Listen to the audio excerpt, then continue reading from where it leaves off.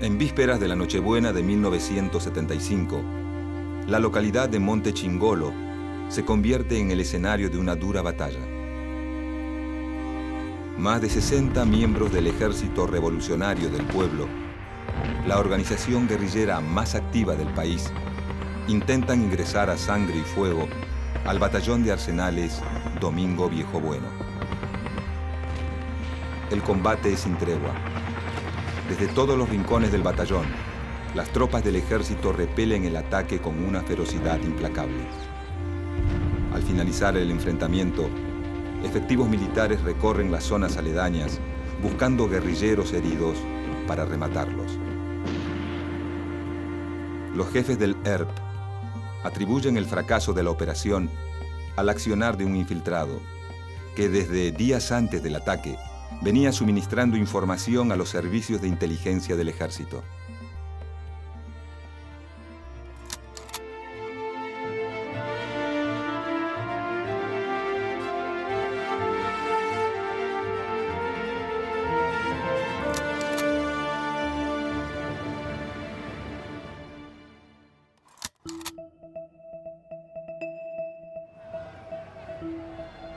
...1966...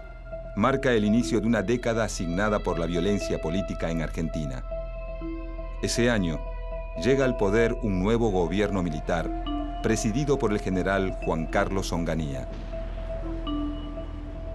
Cuando asume Onganía, el conflicto internacional llamado Guerra Fría se encuentra en pleno apogeo. El bloque capitalista, liderado por los Estados Unidos, intenta frenar el crecimiento de su principal enemigo y competidor, el bloque comunista, comandado por la Unión Soviética y con presencia en América Latina a partir de la Revolución Cubana de 1959.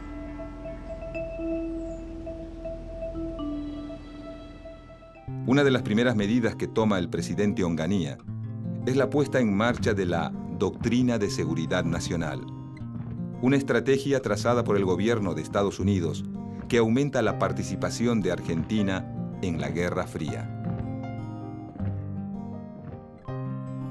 La Doctrina de Seguridad Nacional determina un cambio de rol en las Fuerzas Armadas de los países del bloque capitalista, que ya no deben actuar en defensa de las fronteras y la soberanía, sino en función del combate al comunismo. Según sus postulados, las fronteras que importan son las ideológicas y el enemigo al que hay que combatir está dentro del propio territorio.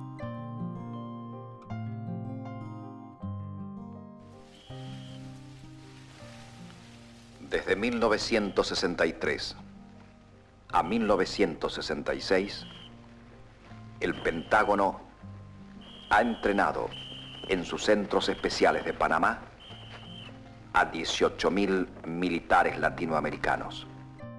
La dictadura de Onganía pretende imponer en el país una disciplina de cuartel. A la prohibición de todos los partidos políticos, añade un fuerte clima de represión y censura. En los primeros días de 1967, Onganía lanza un plan económico sumamente antipopular. La respuesta de la sociedad no se hace esperar. En todos los puntos del país, las críticas al gobierno crecen. En ese contexto autoritario, un sector de la sociedad argentina, y en particular una parte importante de la juventud, empieza a considerar a la lucha armada revolucionaria como la forma de cambiar el sistema. En el surgimiento de esa idea influyen la simpatía que despiertan las luchas de liberación nacional en Argelia y Vietnam.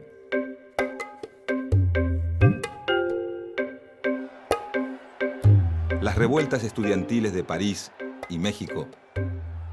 Y fundamentalmente, la fascinación que genera el triunfo de una revolución socialista en América Latina, la Revolución Cubana. Una victoria que muestra al socialismo como una alternativa real para los latinoamericanos. A todo esto, en 1967, un argentino con un papel decisivo en la Revolución Cubana es asesinado en Bolivia mientras intenta extender la lucha revolucionaria. Ese argentino pronto se convierte en el ejemplo para una generación. Ernesto Che Guevara. Vengo cantando esta samba con redoble. Hasta la muerte del Che, las experiencias de organizaciones guerrilleras en Argentina han sido pocas y no demasiado eficaces. Pero en septiembre de 1968, en la provincia de Tucumán, un grupo perteneciente a las autodenominadas Fuerzas Armadas Peronistas intenta instalar un foco guerrillero en la localidad de Tacorralo. Si bien la tentativa fracasa, pocos meses después, en Campo de Mayo, un grupo armado perteneciente al comunismo revolucionario ataca un pequeño camión del ejército, reduce al personal y roba unas pocas armas. Este acto, realizado por las autodenominadas Fuerzas Armadas de Liberación, inaugura en Argentina la modalidad de la guerrilla urbana, una forma de lucha que será mucho más significativa que la guerrilla rural, en un país donde gran parte de la población se concentra en las principales ciudades.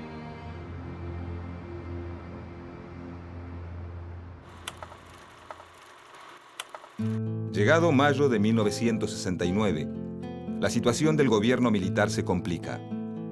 Huelgas, movilizaciones y ollas populares se multiplican por todo el país. El clima de represión termina por licuar las diferencias entre los sectores opositores más combativos. Es así que muchos obreros peronistas, curtidos por casi 12 años de lucha y proscripción, confluyen con dirigentes estudiantiles y una nueva generación de militantes de izquierda.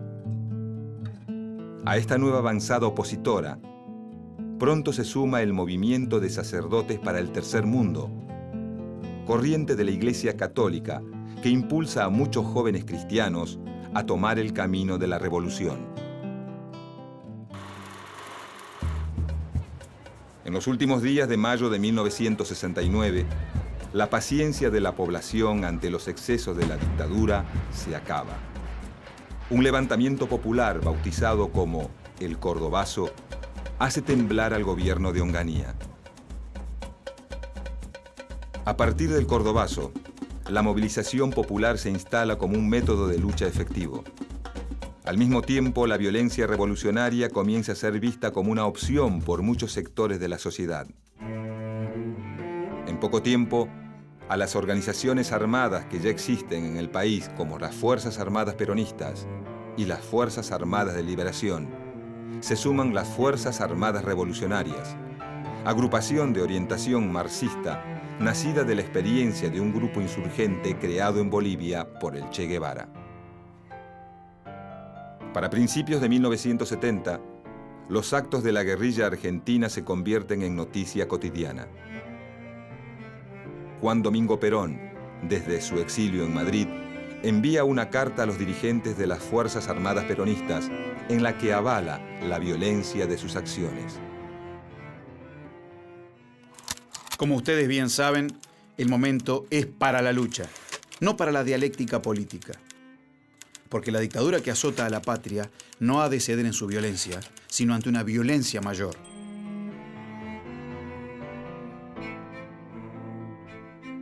En 1970 marca la entrada en escena de dos nuevas organizaciones guerrilleras.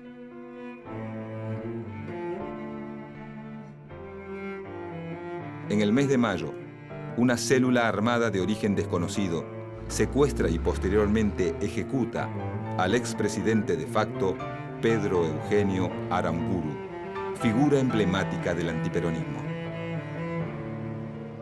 Nada se sabe de los autores del secuestro. Posteriormente, una nueva organización guerrillera llamada Montoneros se hace cargo del hecho. Los montoneros llamamos a la resistencia armada por una patria libre, justa y soberana, con Perón en la patria. Perón o muerte, montoneros.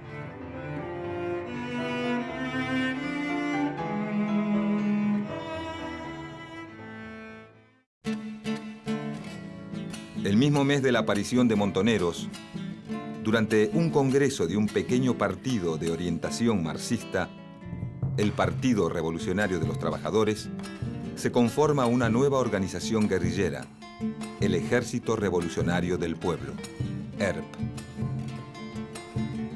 A diferencia de otras organizaciones, el ERP separa claramente acción política de acción militar. El ERP es el brazo armado, el Partido Revolucionario de los Trabajadores, el brazo político.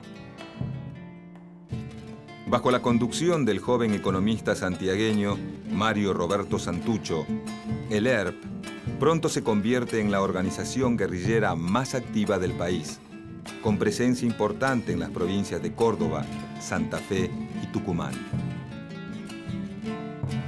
La principal diferencia entre el ERP y Montoneros es que el ERP decide mantener una distancia crítica del peronismo, al que considera un movimiento burgués y populista.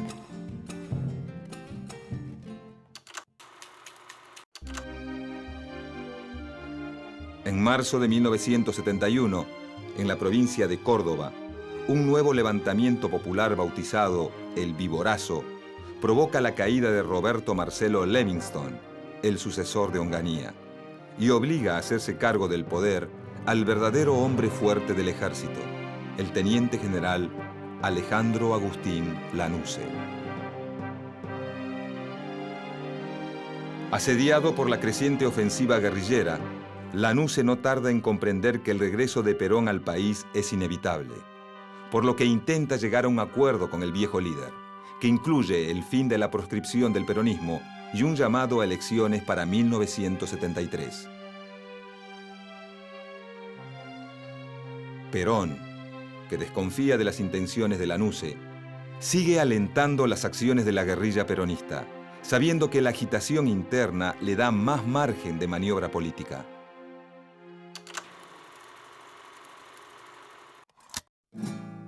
Con el comienzo de la nueva década, las actividades de la guerrilla argentina se multiplican. En 1971, el ERP decide abandonar las pequeñas acciones y realiza su primer operativo a gran escala. El residencial barrio de Fisherton fue conmovido esta mañana por la noticia de que el cónsul de Su Majestad Británica y a la vez gerente general del frigorífico Swift de Rosario, señor Stanley Sylvester, habría sido secuestrado por 3 o 4 personas.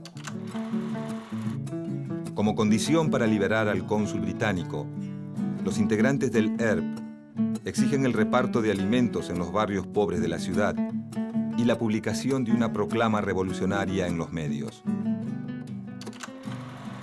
Este tipo de acciones sirven para afianzar el prestigio de la guerrilla en amplios sectores de la sociedad, en especial entre la juventud. En julio de 1971, durante un plenario de las Juventudes Argentinas para la Emancipación Nacional, uno de sus dirigentes, Rodolfo Galimberti, afirma que el nacionalismo revolucionario peronista será una realidad en todo el país. Hacia fin de año, Perón convoca a Galimberti a una reunión en Madrid, donde lo designa su delegado personal ante la juventud.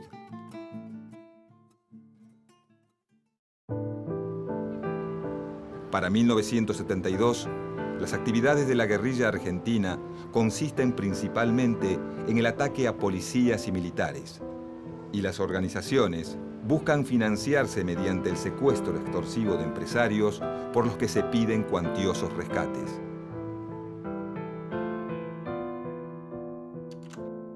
En abril del mismo año, una célula del ERP secuestra y ejecuta a Oberdán Salustro, director de la empresa Fiat.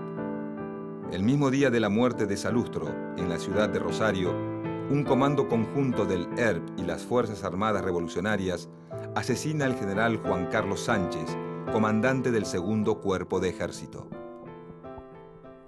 El general de división Juan Carlos Sánchez había nacido en Villa Guillermina, en el norte de la provincia de Santa Fe, el 25 de septiembre de 1919. Sus restos serán trasladados ahora a la capital federal para ser velados en el Regimiento 1, Patricios en el primer cuerpo de ejército. La escalada de violencia desgasta aún más la imagen del presidente Lanusse, quien acelera la salida de los militares del gobierno.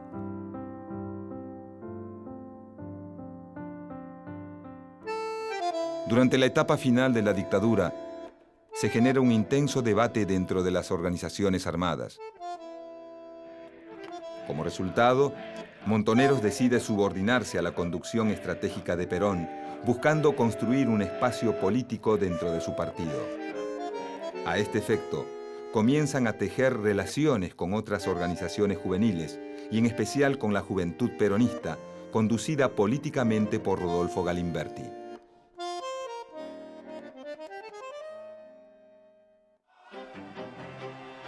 Para mediados de 1972, la Juventud Peronista y Montoneros se convierten en un verdadero fenómeno de masas que alcanza una gran importancia dentro del peronismo.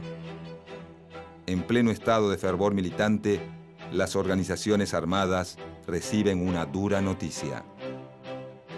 En la provincia de Chubut, un grupo de 19 militantes del ERP, Montoneros y de las Fuerzas Armadas Revolucionarias, detenidos por la dictadura, logran fugarse del penal de Rawson. En su intento por escapar del país, son interceptados por fuerzas militares en el aeropuerto de Trelew. Acaban de manifestar miembros de las organizaciones armadas, FARC, ERP y Montoneros, que después de haber realizado esta entrevista y haber llegado a la masa de la población a través de la prensa escrita, es factible, y ellos lo han decidido así, entregarse incondicionalmente sin ningún tipo de violencia. Reiteramos que esto... Una semana más tarde, en la base naval Almirante Sar, 16 de los 19 detenidos son fusilados por efectivos de la Marina de Guerra. La noticia de los fusilamientos produce una ola de repudio hacia las Fuerzas Armadas, a la vez que genera una enorme simpatía por los guerrilleros, a quienes muchos ven como jóvenes idealistas dispuestos a dar la vida por la causa del pueblo. Ana María de Santucho. Carlos Astudillo. Siempre. Adrián Tochi. Presente. Hasta la victoria. El 17 de noviembre de 1972 llega el día más esperado por todos los peronistas. Perón logra volver al país, pero Lanusse idea una cláusula que le impide presentarse como candidato a la presidencia. Ante este escenario, Perón designa como candidato a su delegado personal y hombre de mayor confianza, Héctor José Cámpora. El 11 de marzo de 1973, Héctor Cámpora es elegido presidente con el 49% de los votos. El triunfo de Cámpora abre un nuevo escenario de lucha dentro del peronismo. Los sectores más ortodoxos del partido y la CGT tradicional, liderada por José Ignacio Rucci y Lorenzo Miguel, ven con creciente malestar el avance de la Juventud Peronista y Montoneros, por lo que empiezan a tejer alianzas para desplazarlos. Al mismo tiempo, las Fuerzas Armadas Revolucionarias y Montoneros se fusionan e impulsan la llamada tendencia revolucionaria, una corriente interna del partido gobernante que busca relacionar peronismo con socialismo. A escasos días de la asunción de Cámpora, Galimberti hace un llamado a la creación de milicias populares para proteger a la incipiente democracia. Pocos días más tarde, desde su residencia en Madrid, Perón destituye a Galimberti de la conducción de la Juventud Peronista. Sin el apoyo de Perón, Montoneros decide llevar a cabo un doble juego. Por un lado, sigue planteando la continuidad de la guerra revolucionaria. Por el otro, varios de sus cuadros políticos ocupan cargos de importancia en el gabinete de Cámpora. Bueno, Montoneros siempre se definió como una organización político-militar, ¿no es cierto? Es decir, nosotros utilizamos la violencia de abajo contra la violencia de arriba, es decir, la violencia justa, en defensa propia en última instancia. Si retornara la violencia de arriba, retornará naturalmente la violencia de abajo. Por su parte, a pocos días de la asunción de Héctor Cámpora, el ERP hace público un documento en el que se compromete a no atacar al nuevo gobierno si éste no lo ataca. No obstante, deja en claro que su combate con las Fuerzas Armadas continúa. En junio de 1973, Perón inicia su regreso definitivo a Argentina. El día de su llegada, casi 2 millones de militantes peronistas se trasladan hasta el aeropuerto de Ezeiza para recibir a su líder. Esa mañana, todas las tensiones acumuladas entre la juventud peronista y el sector ortodoxo estallan. Y lejos de ser una fiesta, el reencuentro de Perón con sus seguidores se convierte en una masacre. Los hechos de Ezeiza marcan el fin de la relación entre Perón y las organizaciones armadas. El 13 de julio de 1973, tras solo 49 días de gobierno, Héctor Cámpora renuncia.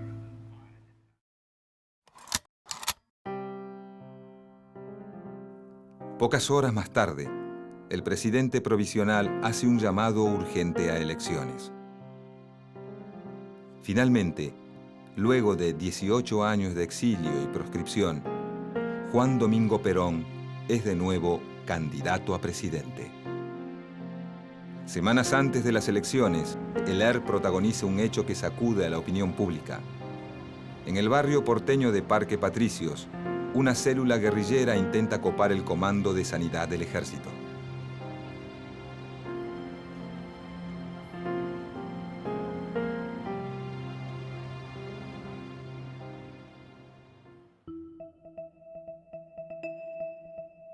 El 23 de septiembre de 1973, Perón es elegido por tercera vez presidente de los argentinos. Con su llegada al gobierno, la violencia política aumenta. A 48 horas de la elección, Montoneros asesina a José Ignacio Rucci. La muerte de uno de sus principales colaboradores termina de definir la posición de Perón, quien 2 semanas más tarde muestra su rechazo a las organizaciones armadas, asumiendo la presidencia vestido con un uniforme militar. En los primeros días de 1974, el ERP intenta copar el regimiento de Azul, el destacamento del ejército más importante del país. Este hecho enfurece a Perón, quien trata a los guerrilleros de delincuentes y mercenarios. Para este momento, la salud del presidente es tan frágil como la estabilidad política del país. Con el avance de su deterioro físico, sus decisiones van quedando en manos de su ministro de Bienestar Social, José López Rega. Acérrimo enemigo de Montoneros y de la juventud peronista, López Rega impulsa la creación de un cuerpo paraestatal con la misión de perseguir a los militantes de izquierda, la Alianza Anticomunista Argentina, más conocida como AAA.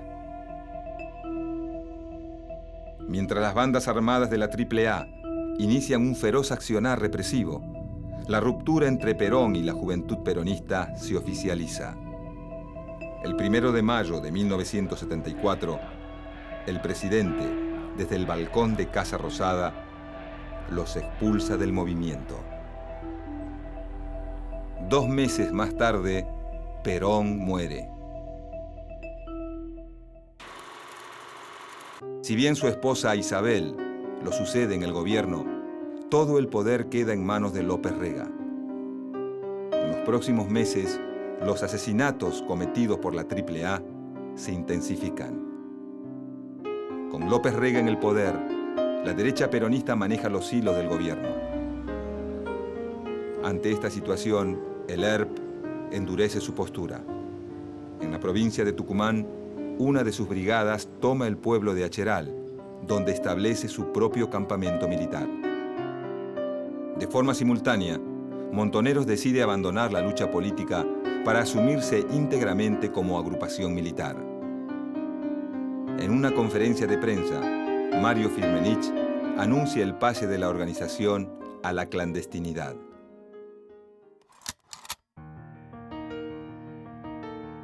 Llegado 1975, a la compleja situación política se suma una gran crisis económica que termina por destruir la imagen pública de López Rega, quien se ve obligado a huir del país.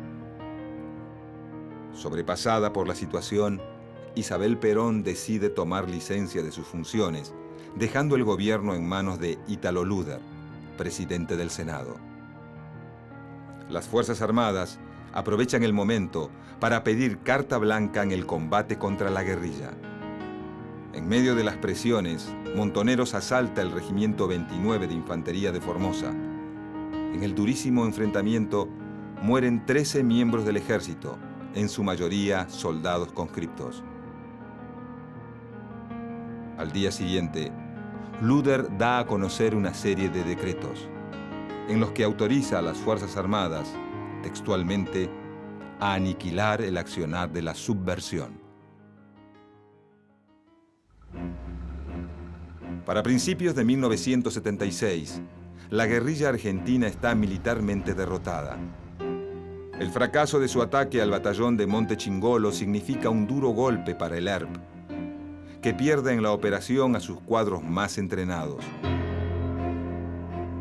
Por su parte, el incremento de las acciones violentas de Montoneros genera un creciente rechazo de la opinión pública a la organización. El aumento de la represión estatal no hace más que endurecer la posición de los jefes guerrilleros, quienes conciben su enfrentamiento con las Fuerzas Armadas como un combate ejército contra ejército. Llegado el mes de marzo, la democracia agoniza y las Fuerzas Armadas se aprestan a dar un nuevo golpe de Estado. Muchos miembros de las organizaciones guerrilleras apuestan al golpe pensando que este abrirá el escenario definitivo de una situación revolucionaria.